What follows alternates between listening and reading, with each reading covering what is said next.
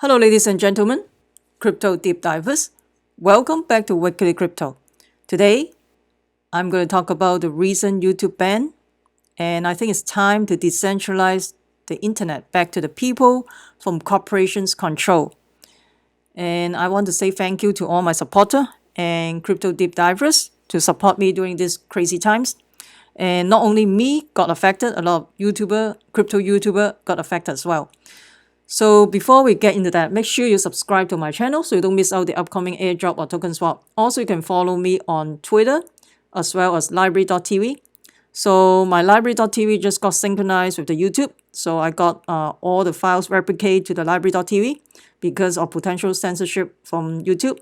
And for BitTube, I also have an account, but the thing is for whatever reason, it hasn't synchronized yet. I still need to work on that. So in case you haven't installed the Brave browser, you can check it out because you can earn basic attention token as well. If you're interested, you can click the link below. And also you can join the decentralized movement and join the library.tv, and you can click the link below as well. Let's talk about Google and YouTube in a second. So he is the co-founder of Google, right? And his net worth is for 49.5 billion. So the ever-back Google, and he married to this lady, and she is the co-founder of 23andMe, the net worth of 1 billion.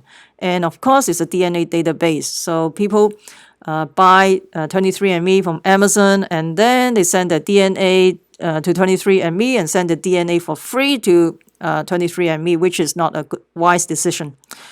And she is the sister of this lady. So she is the CEO of YouTube, the net worth of 410 million. Recently, there's a YouTube censorship. They like ban some of the channels. Actually, they ban a lot of crypto channels. So this is very dangerous because it looks like only a handful of people control not only the internet, but also they have your DNA as well.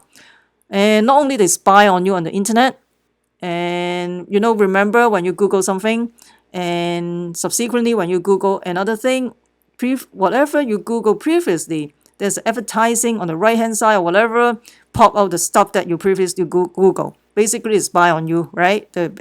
Using the algorithm. And another thing is people submit their DNA to 23andMe, and they basically send out all this private information, and that's not a good idea because insurance company probably very interested in your DNA, because if your DNA have certain traits that predispose you to certain disease, for example, like cancer, your insurance premium probably will increase too, right? Isn't it? You never know. So you got to be very careful of your DNA, your personal data, because you never know. In this day of age, you have to protect your own privacy, your data. And so not only they spy on you on the internet, they have your DNA, as well as they can do censorship on the YouTube channel. If you want to broadcast something, they will censor you if they don't like your content or whatnot. So this is very dangerous. It's like only a handful of people or a handful of corporations control the entire internet, basically. So we need to decentralize the social media, Facebook, Instagram, Twitter as well. So I thought Tron is working on the Internet 4.0, right? The truly decentralized internet. But obviously, Justin Sun is too busy having lunch with Warren Buffett or giving out money to Greta, right? The Person of the Year in Time Magazine. And talk about the Time Magazine, the Person of the Year is pretty interesting, is because Salesforce bought the Time Magazine. I talked about that in my previous video, actually. I think the readers votes Hong Kong protester should be the Person of the Year in Time Magazine, but then they decide not to pick. They decide not to respect the votes. They decide to pick Greta because Salesforce bought Time Magazine, and Salesforce has a partnership with Alibaba, and Salesforce is going to enter the China market. So that's why Salesforce doesn't want to offend the Chinese government to go to the Chinese market. So this is a lot of conspiracy, a lot of things behind the scene, actually. Maybe I shouldn't talk about that in YouTube channel too, right? Maybe my channel will got censored. So that's why maybe I need to set up a private group in Patreon or something so I can say whatever I want. I don't know. Maybe that will have a consequences. You never know. So let's talk about library. So of course, there's an alternatives to YouTube. Library is basically a decentralized YouTube. And when you watch videos in library.tv, you basically can earn library token. So how is library different from the decentralized website like DTube, BitTube, or DLive? And all this platform, they claim themselves to be they're decentralized, censorship resistant, peer-to-peer, but there's a huge differences. All this platform, DTube, BitTube, and DLive, they still have a single central control point. Typical their website. If the website go down, if they have a DDoS attack, the website go down, you can't get to the website. So it's not truly censorship resistant because this is a single point of failure. This is not a good idea. And also, they all rely on the assumption that a single entity will do good to the community. Well, look at what happened in YouTube. So they can censor the crypto YouTuber, right? And BitTube supposed to have a corresponding torrent, which is supposed to be decentralized, the hosting of the data. But then it's still in dispute. So it's not true. We are not sure if really truly decentralized at all. So basically, there's a single point of censorship, basically around the world, and that channel can get banned or anytime. It's not safe actually. So how is library different? So library basically is truly decentralized, peer-to-peer, and you can use a library desktop, and anyone in the world can access the library network without relying on the company, servers or whatnot. If library ever turns evil, all the code is open source. So if you see GitHub, if you go to GitHub, they have over 6,900 commit, and the update is the 2 days ago, which is pretty good because a lot of project already turned to dust. They didn't do nothing. They have no update or whatsoever. Or they're too busy spending money to go to lunch with Warren Buffett and all that, right? Yes. So basically, this is an open source system, and basically anybody can develop and release their own version, and anyone in the world can run their own version of library.tv and basically separate from the library team, the main team, even without their permission. So basically, it's up to the community, and I hope this is a community-driven platform. So I think the community should have a say instead of just one corporation saying stuff that what you can see or what you cannot see on the internet. That is pretty scary. So, for example, when you do a Google search, how can you decide what is coming up first? For example, if you search presidential candidate, so which candidate will come first? I mean, based on the algorithm, they can pop out some candidate that they prefer to be the next president to become up, right? So you don't know. So they can manipulate those data, but I'm not saying they manipulate the data right now, but they have the potential to do that, or they have the ability to do that. So this is pretty scary. So we need something more objective. We need to decentralize everything from the corporations. Even the search engine, we need to be decentralized.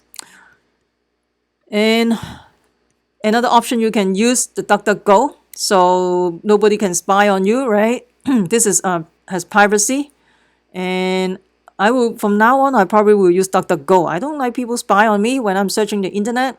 I'm Google something doesn't mean that I want to buy those stuff, and then all the advertising pop out on the right hand side saying that, hey, you want to buy this, blah blah blah. I don't want that crap. Seriously, I just want to search stuff, and then doesn't mean I want to buy it, right? Don't force the advertising on me. And seriously, and give me the freedom. I don't want that, right? Another thing, for the Brave browser, let's look at the Brave browser quickly. So it looks like the Brave browser is also using Google search as well. Although they block out all the advertising, but they still using Google search. I mean, is there alternative not using Google search? And how about Safari? Safari, are they using Google search when you're searching stuff? I'm not sure about that one. So right now we don't have much. Oh, you can use the Tor browser, right? The Onion browser, right? You can use the Tor browser as well. But that Onion browser may be associated with the dark web and all that. And I try not to use it because I think I use it in my old computer. And then when I sign up to Bitcoin, I think Bitcoin, those group, and then they're saying that I have to pay some Satoshi in order to sign up because I've been doing some bad things. Maybe because I installed the Tor browser or whatever. I'm just guessing. Yeah, because I think the Bitcoin news group or whatever, I can't remember which group. And then they asked me to pay Satoshi in order to join them. Oh, seriously. And then when I use another computer, I don't have these issues. So I'm suspecting because that computer, I used the Tor browser before, and then they said you are evil, you need to pay Satoshi to join the group. That's interesting. Let's see. Yeah, this is really interesting how it plays out and everything. And are you planning to use DuckDuckGo? Let me know what you think about this. And for BitChute, for whatever reason, I don't like the theme of the platform. It's really weird. I don't know.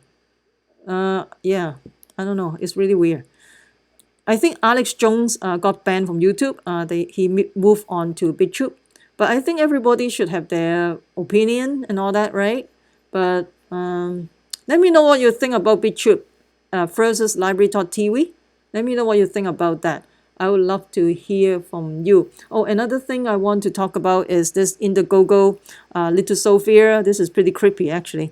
But anyway, this is pretty interesting. Little Sophia, I don't know if you remember Sophia, the AI, and Sophia AI got the citizenship of Saudi Arabia. And this little Sophia is basically a bot that is distributed to the human to collect human data. To me, this is how I feel. And those human data is going to fit into the AI neural network. And like it or not, the AI is coming. So this is just the first step.